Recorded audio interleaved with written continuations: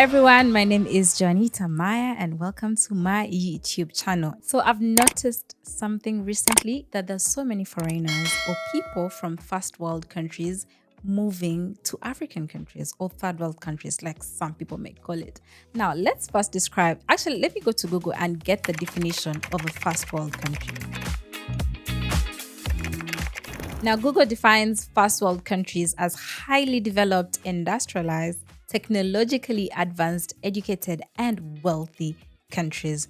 Now, what are some of the first world countries that you know? I personally know UK, the US, Japan, Austria, China. I consider China first class because I've seen them everywhere. And I believe you can be everywhere if you don't have what it takes to be everywhere. Plus Germany too. Now, as an East African or Ugandan at that, I've been to Kenya and I live in Uganda. And if there's one thing that I see for sure is that there's so many foreigners setting up big businesses. This is not a 10-person type of company. This is not a 5-person type of company. These are companies with 100 employees. These are companies with 500 Africans working for them. And guess who's at the top? Yes, you guessed it right. First world country people are at the top of the food chain and they come to Africa, decide to invest their money. So let's break it down. Why do they come to Africa? Do you think it's because Africa is the homeland? Do you think because they love Africans so much? What do you think?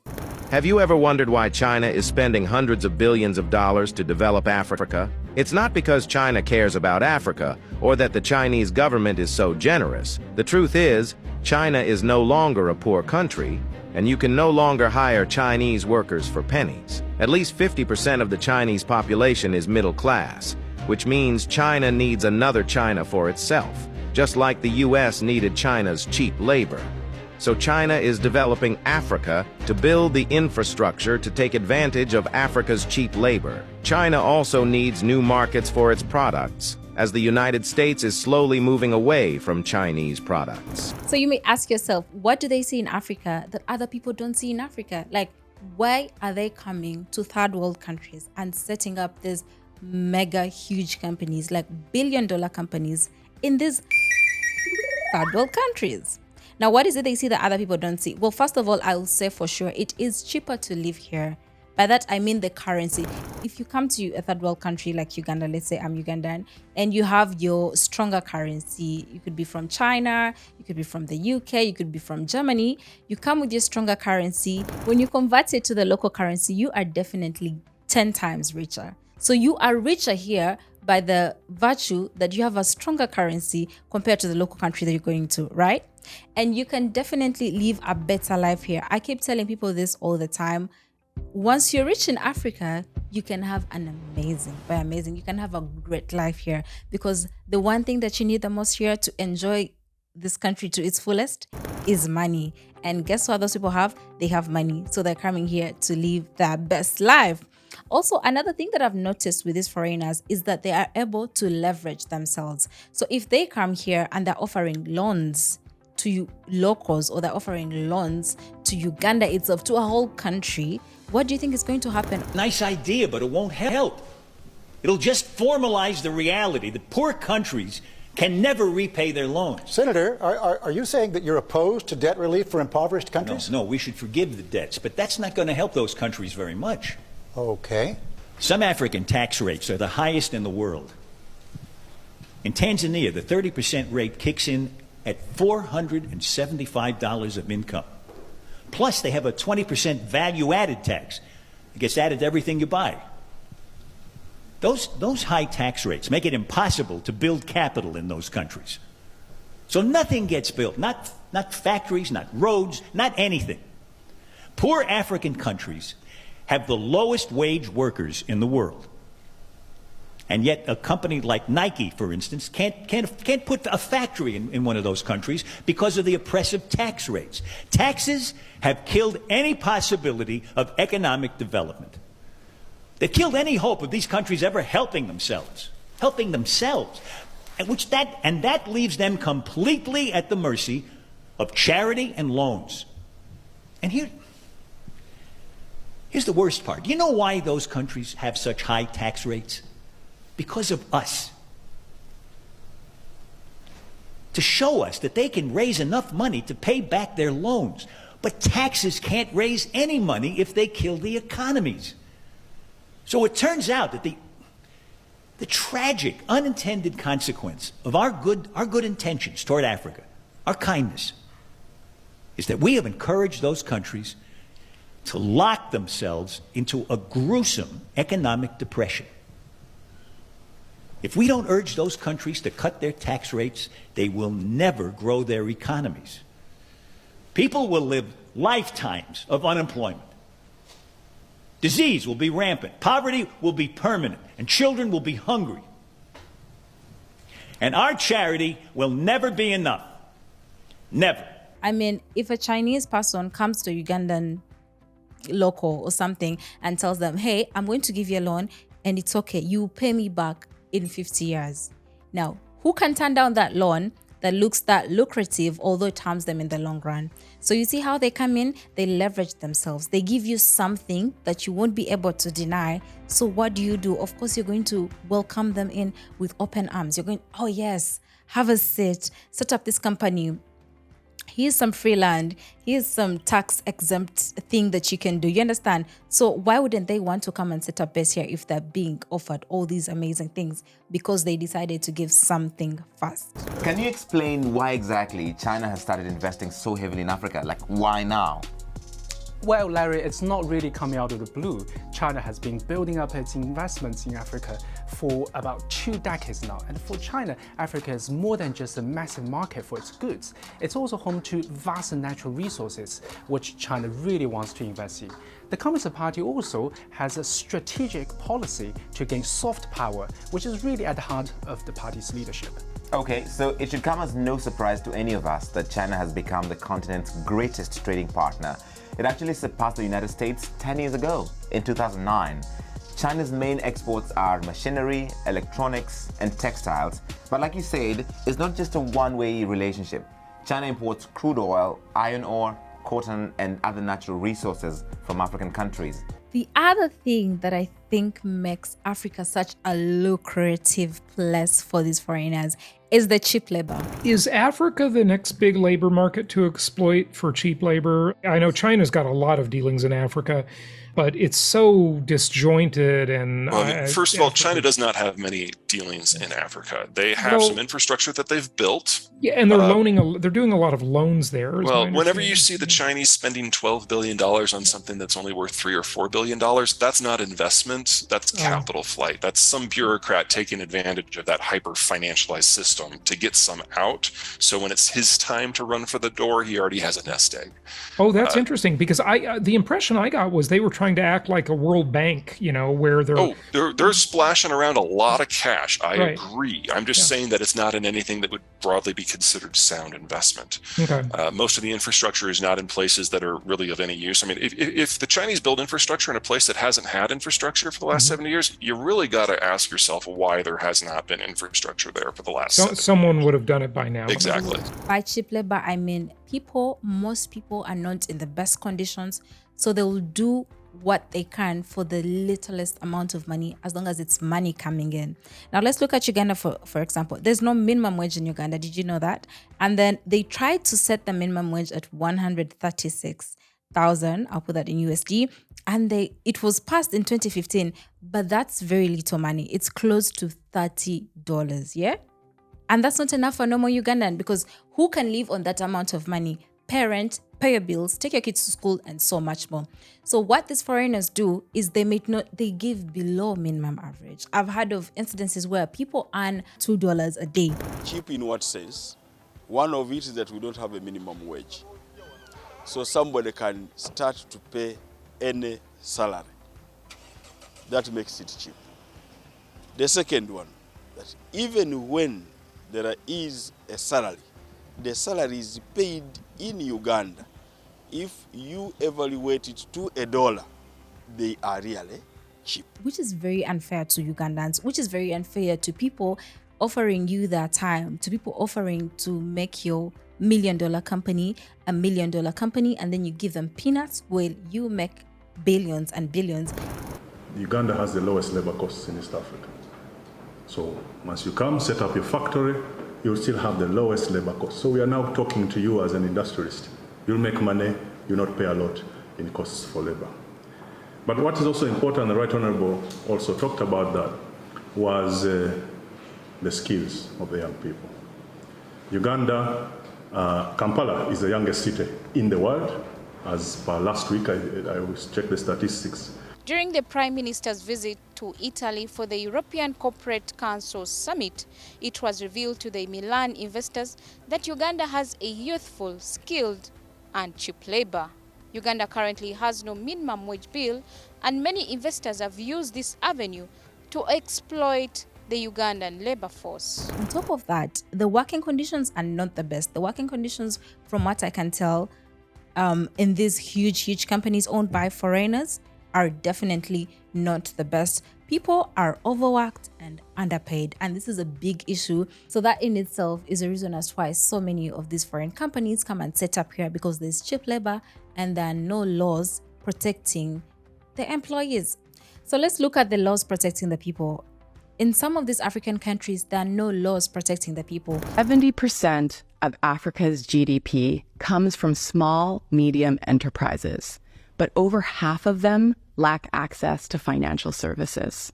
And if SMEs are in this boat, you can bet startups are in the same. When the foreigners come to Africa, there are certain things that are thrown at them to make Africa a lucrative place for them to set up the industries that they want to set up, for them to set up whatever companies they're set up, and they overlook the locals. Because if you go to a country like the UAE, there are certain rules, you cannot make an Emirati be like at a lower position, a guard position, they have laws that make sure their people are covered, that make sure that their people are actually getting better paying jobs. Whereas in Africa, when these foreigners come on, there's nothing guiding them to say, hey, you know what? Maybe I need to hire a fellow local to a high position, maybe a fellow local can be like a vice president in that company, can be a top official, a top executive. That's not the case here, because once they get here, they come with their fellow people, they come with their other foreigners, and they make those foreigners take up those big positions and then give the locals the breadcrumbs, the driver, the security guard, the cleaning lady, the guys doing the manual labor and all that. Like, it's sometimes really hard to find a Ugandan at the top sitting with these foreigners in their big companies. Yet when they came in, everything was given to them in hopes that they're going to employ the locals, which is something that they did not end up doing. Do you get what I'm saying? Why is it that the richest continent on earth, the go-to place for the world, is painted as the poorest? And I am not going to mince my words. The truth of the matter is the world needs Africa. Africa does not need the world. We have everything we need on earth. We could paralyze the world economies. Take a simple thing. Like we decide DRC can no longer export its coltan. That alone can paralyze the world. So rather than us Africans concentrating on the issues that matter, concentrating on issues that we need to take home, like telling France that 500 billion you're taking out of Africa every year, no more. France needs to be the third world developing country, not Africa. But can you just imagine being a slave in your own country? Your own country that people fought to get independence from.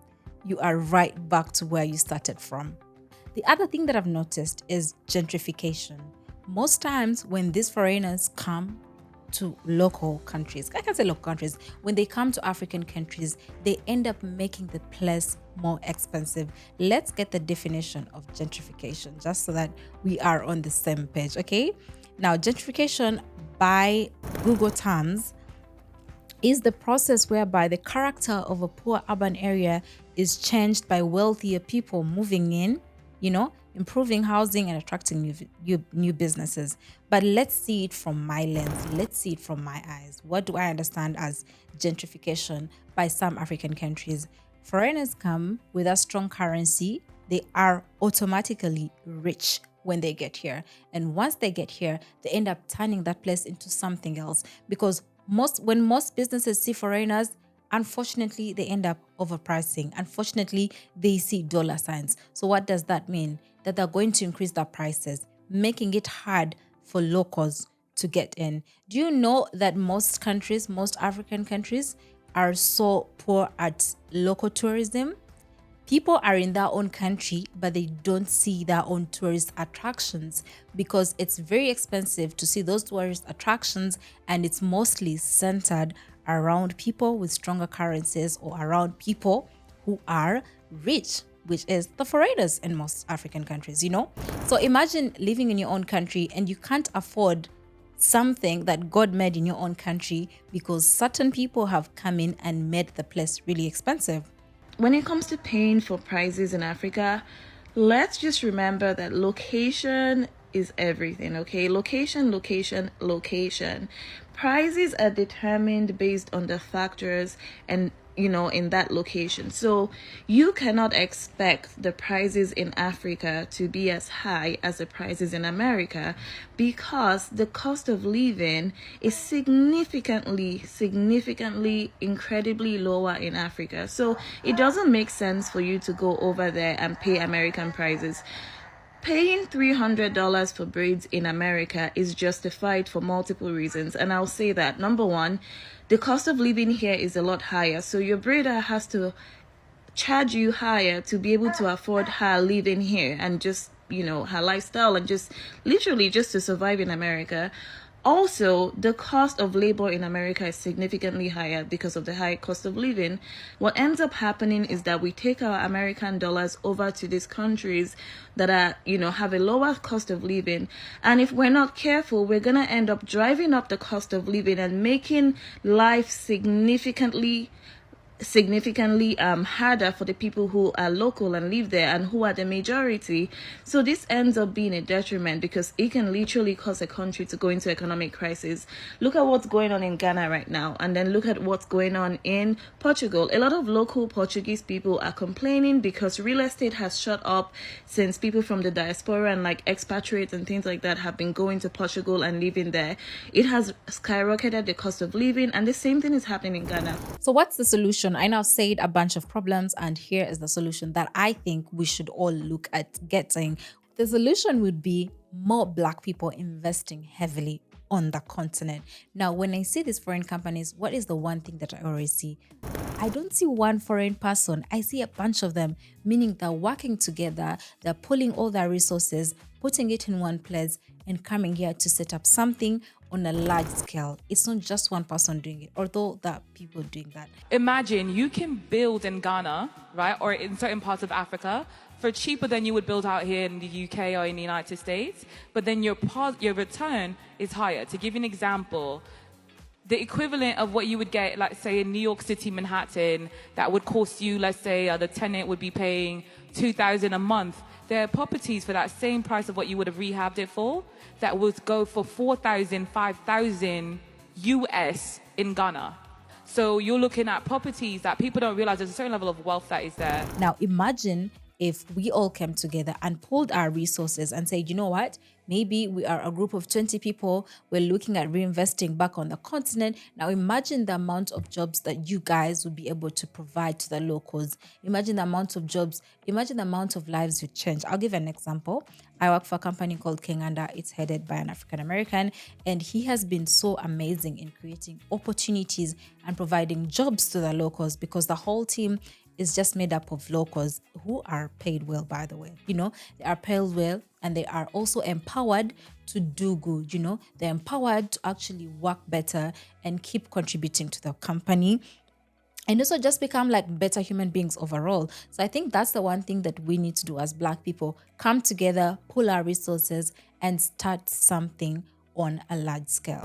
Move back to Africa. That's my goal. Okay. I want to get as many African Americans back home to Africa as I possibly can. Because I know the day they move back, everything they fighting for in America, they will not have to fight for over there. All the struggle that they struggling over there, they're going to come there with this mindset, with this mentality, with the finances that they built, the equity in life, and bring it back and invest that in Africa. Man, Africa could be the strongest nation in the world if y'all went back home. African Americans ain't ready for that shit. You know what I'm saying? I've been attacked about 1,000 times by my own brothers and sisters right here because I decided to move overseas and do something different. They are not mentally ready. We got people out here fighting over being Native American and Aborigine, and we from Turtle Island and the Grand Canyon and all this other shit. We don't want to live with other black people. It's not about are you African or not. It's about do you want to live with other black people and have a black Wall Street as a country without anybody messing with you about it, where you can just do whatever the fuck you want to do in order to advance the nation that we all live in and a part of. Black people ain't ready for that type of news. We don't want that type of work. We don't want to do any of that. So Akon, pump your brakes, big brother. Understand that a lot of us is still messed up in the head right now. A lot of us look in the mirror and we don't like what we see. Your mind is not ready. It would be a sensory overload. All right. Now, brothers and sisters that's out there that is ready for this shit. Come on. We waiting. Been waiting for you. Come on. One other thing that I wanted to add as a solution would be, I know sometimes when someone thinks of investing, they only think of starting up businesses on a large scale and making profit from them. Now imagine if you invested on the continent by empowering the locals, upgrading their skills or teaching them something that you've learned over there, you can easily teach them. Because most times when someone thinks of investment, all they think is making more money or more profits or doing something for themselves. But imagine if some people decided to actually invest in the education, deciding to focus on skills development. Because sometimes instead of giving a man fish, teach him how to fish. Because once you teach him how to fish, he's going to teach the others how to fish. So imagine you come with your first class or first world skills and then teach the locals. Now someone as a local has that skill that they can reuse and reteach elsewhere. Imagine how that would contribute to the economy positively. It would add so much more to invest in the people, because it's at the root of everything, the people. You need people to do certain things. So imagine if you just taught these people certain things, instead of just handing them money, giving them aid. No, teach them to do these things. Because also another thing, these foreign companies are investing in that, by the way. And I'm sure they're not teaching us everything. You're seeing so many countries sponsoring expos. There was a recent expo in Uganda. It was sponsored by the Netherlands, a whole agriculture expo sponsored by a foreign country. So you can just imagine if black people came together, decided to invest on the continent and then invest in the people on the continent. Now imagine how unstoppable we would be as a whole if we did those two things. The moment Africans wake up and understand the power in the resources that we hold and the value that we are to the rest of the world, then clearly decisions will be made in favor of Africans. And I'm pretty sure I've not mentioned all the solutions, and that is why I'm on a platform like this, because I know you watching me, you have so many solutions, and you can just let us know what are those solutions. What more can we do as a collective? What more can we do as black people to make sure we are moving forward? What more can we do as black people to make sure we are progressing in life, So yeah, let me know in the comment section what you think. Let me know what the solutions are. Let me know what you are observing in these foreign countries. I would love to learn from you. I already said this. I am a student of life. I am here to learn.